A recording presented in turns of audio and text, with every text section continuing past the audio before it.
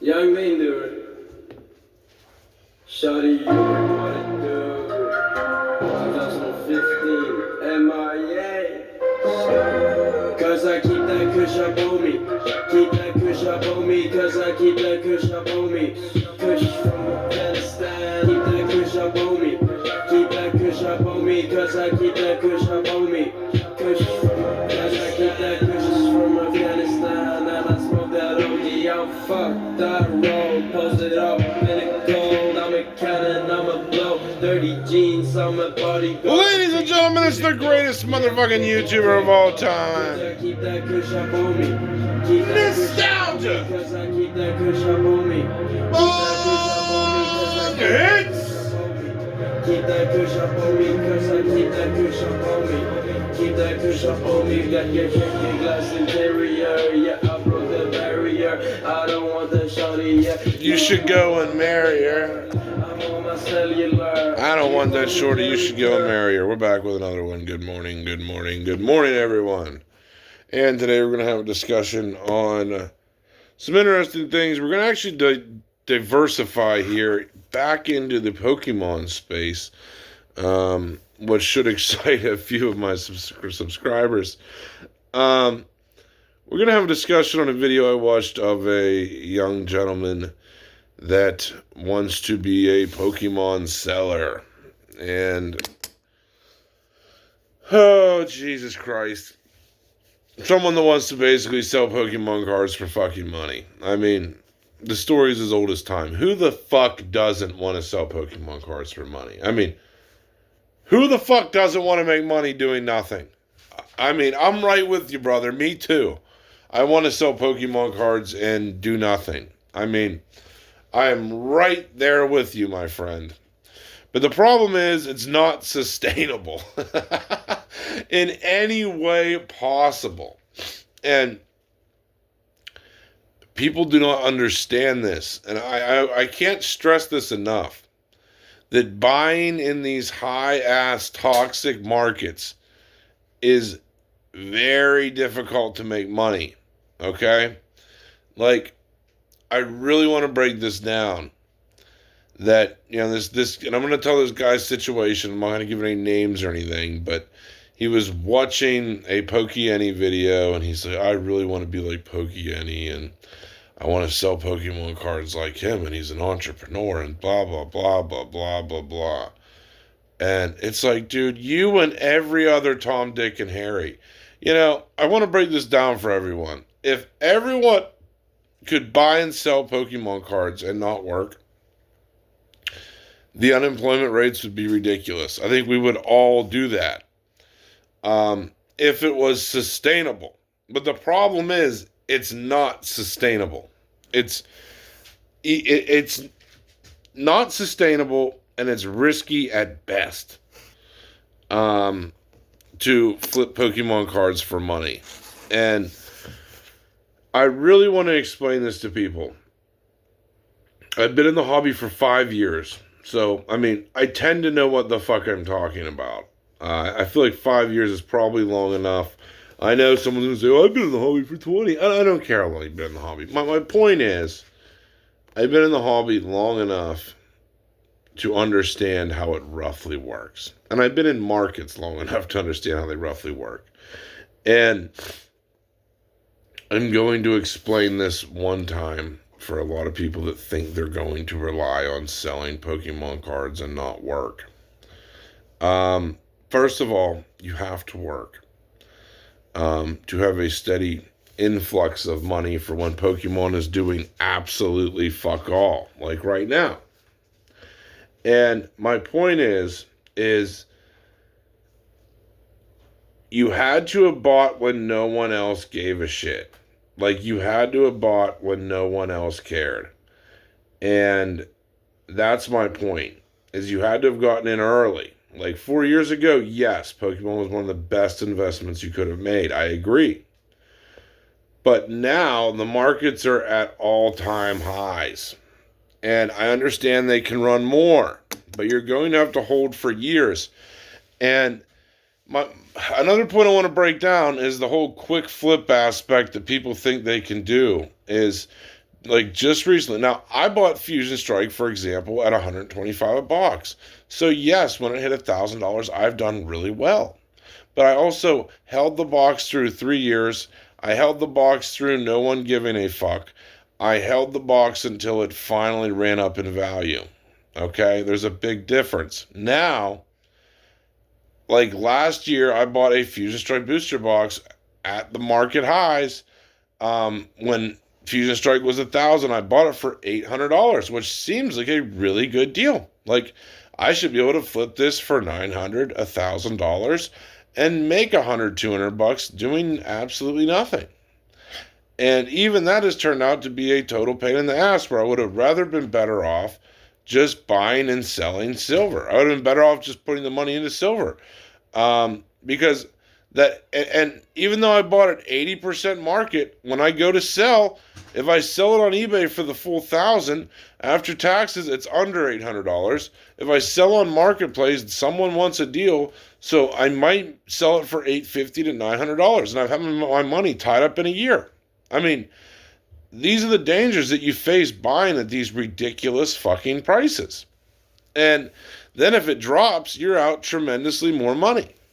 And now, investing in Pokemon was not a bad idea when it was very cheap. But it's just not anymore.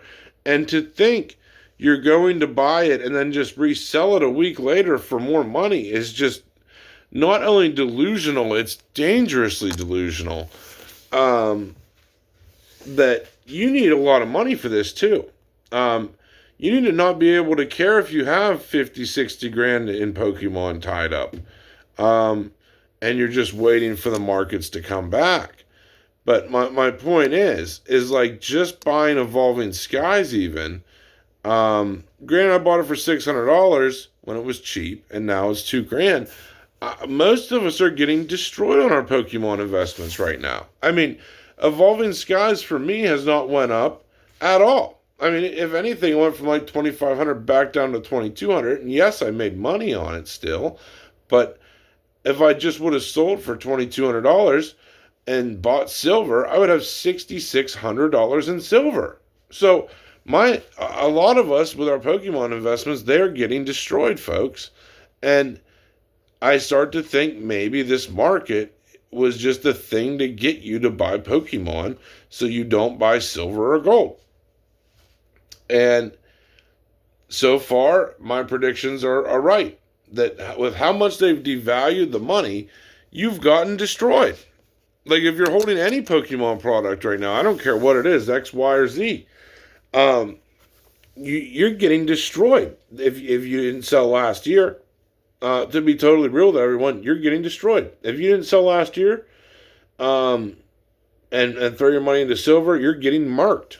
And now, like me and my friend have had this discussion, it's good to stay diversified, and that's why I still hold a Pokemon position, because you never know. The boxes are out of print, and the longer they're out of print, I mean, hopefully that catches up with the rate of money being depreciated. But you really need Evolving Skies right now to be $6,600 a box. You need Fusion Strike to be $2,000 to $3,000 just to keep up with the money being devalued. And they're just not there. And maybe we'll see those prices catch up since the dollar's worth less. But as of right now, they just have not kept up. And that's why I say, I've said on this channel before, it's very hard to beat the hedge. It's extremely hard to beat the hedge. And this year it's been very rough to beat the hedge against inflation. And Pokemon has failed to do that this year. Now, granted, last year, the year before, yes, it kicked the hedge's ass by far. I'll be the first one to say it, but not this year. This year has been a very expensive year for Pokemon investors. They just don't understand. Some of them maybe don't understand it yet because they've not compared their prices that they could have gotten last year in silver to their Pokemon boxes. So that's the point of this video, is saying that you have to take this into consideration, that how much more can some packs of Pokemon cards run up to compete with the hedge against inflation. And will people still buy them at these prices? Because I mean, will people still buy an Evolving Skies booster box for $6,600? I mean, and that's if silver doesn't go up anymore at all. That you're needing. If silver goes up to like $100, you need Evolving Skies to be like $7,500 just to keep up with the money, the cash you're going to get from selling it being devalued. And that's why I say silver is still pretty much the best thing you could do right now. But but my point is, I bought Fusion Strike at $800. Like what a quick flipper would have did last year. Like any quick flipper would have been like, okay, well, Fusion's $1,000. Someone's willing to sell it for $800. That's 80% market. Okay, I should be able to turn around and make a little bit of a profit on that. And I'm actually the one stuck holding the bag for now. And honestly, I would sell it for $850. And that's just to make a $50 profit. And I mean, just to free my money up so I could put it back into silver. And that's where things start to become a fucking mess, is you have to realize that a lot of your money buying at these prices it's just not a good idea. It's very tough to make gains. It's very tough to find the liquidity to sell at a higher price than you paid, because you already paid top of the market. Now, when Fusion was $125 a box, $200 a box, incredible investment, an impeccable investment, almost a 10-bagger investment. I mean, that's great. In a couple of years, shit. 1,000% is nothing to sneeze at. But when you're paying $800 a fucking box and hoping to resell it for $1,000, that's not a good business motto, because your customer's not happy because they're paying full price. You're not happy because you're paying one of the highest market values compared to where it was at. It's all about buying in early when no one cared. Now that everyone cares, it's a whole different story. I mean, silver was the same way. The real money made in silver was buying it when it was 30 an ounce when no one cared. And now you get the gains. Buying at 80, yes, you're still doing well because you're actually hedging your money against worthless paper currency. But you have to look at your goals as, in the end, you want silver and gold, not Pokemon. Like, you want to have the actual money.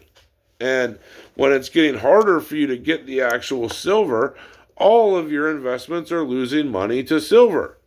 And I can't explain that enough. It's rather damaging that you need to have your money hedged, because most of these investments are not going to outperform silver, and especially not at the high fucking prices all this stuff's been selling for. It's very tough to make your money back, let alone a profit. So you really have to take this stuff into consideration when you're sitting on your Pokemon investments of, do you really think they're going to outperform silver growth? Do you really think like Evolving Skies is going to hit that $6,600 a box just to keep up with silver? The truth is, most of us should have sold our Pokemon last year and bought silver. I mean, that's really what we all should have did. And a lot of us chose to hold, and we're being financially fucking dick slapped for it. And hopefully, the markets change where we get more money for our products. But my point is, you still had to hold for a long time.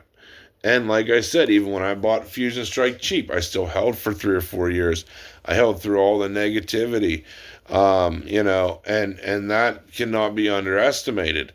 That when you're buying now, when it's sunshine and rainbows at $800 or $850, it's very hard to turn around and sell it for $1,000 without giving up some type of fees. And it's the same way in the silver market. If something goes up, it better go up a good bit, because you're going to get offered $3 back on spot for people buying silver from you. So, I mean, if you're buying at 80, and even if it hits 85 or 90, the shop's still going to offer you $3 back. So, I mean, that's just how it is in the world of business and selling things. So, buying at these tippy top market prices in Pokemon is not only dangerous, it is kind of financially irresponsible because you're actually going farther away from owning the hedge and more into uncharted territories of, will Fusion Strike either, well, where it has to blow up in value, or if it stays the same, you're losing tremendous amounts of money every day. So it's not as sunshine and rainbow as some of these people think it is. That you're just gonna buy Fusion Strike for 800 and turn around and sell it for 1,000 and pocket a $200 profit in a week and you're good to go. I mean, it's not like that anymore. You had to have gotten in early. It's just like XRP, for example. I think that's another good investment people should throw some money in because it's cheap and no one cares about it right now and it has potential. Um, so it's getting in when no one gives a shit. That's where the majority of good money is made. And when you get in something when most of the money has been made from a current prices, you're getting in a more dangerous, higher elevation. And it's a lot harder to make money off of that. So, don't think you're going to become some Pokemon entrepreneur like Pokeyenny. It's very tough. It's not as easy as it looks. You're most likely going to lose money if you're not extremely patient and have balls of steel. I can't stress that enough for people. So, like I said, your mom, your sister, your brother would be doing this if they knew it was guaranteed easy wealth to make. And it's just not. And it's not sustainable. I mean, yes, to invest and hold for a little bit, sure. But, I mean, buying prismatic evolutions for 50 an ETB and selling them for 100, you only bought 3 or 4 ETBs. It's not going to sustain your living costs or buy you a home. So, yes, good side hobby. To depend on it, fuck no. Fuck no. I love Pokemon as much as the next guy, but to say that you're going to become this entrepreneur flipper while the market's at their all-time highs is very difficult unless you have a crystal ball or some way of seeing what the hell is going to happen next month. And none of us have that power. So essentially you're gambling when prices are already fucking ridiculous. So do I believe Fusion Strike could be 2,000 or 3,000 a box? Yes, I definitely do. Especially when it's out of print. Since it's out of print and it'll be longer and longer and it'll get harder and harder to find. But will the demand be there to drive it to those prices? Very hard to tell. That's why I say you're playing a very rough ball game, betting just against hedging your money against inflation.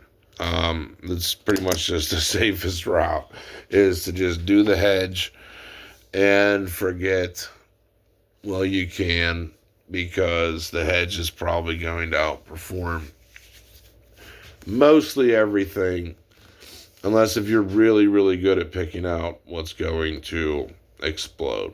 So, anyway, that's all we have this one. Thanks for sticking around for the rant. Like I said, every Tom, Dick, and Harry, your mom, your brother, your sister, and I'll be meeting your sister later tonight, would be selling Pokemon cards if that was the case. If it was just easy money. It was easy money when you bought it early. It's not easy money when you buy high. Anyway, that's all we have for this one. Hope you enjoyed it. We're out.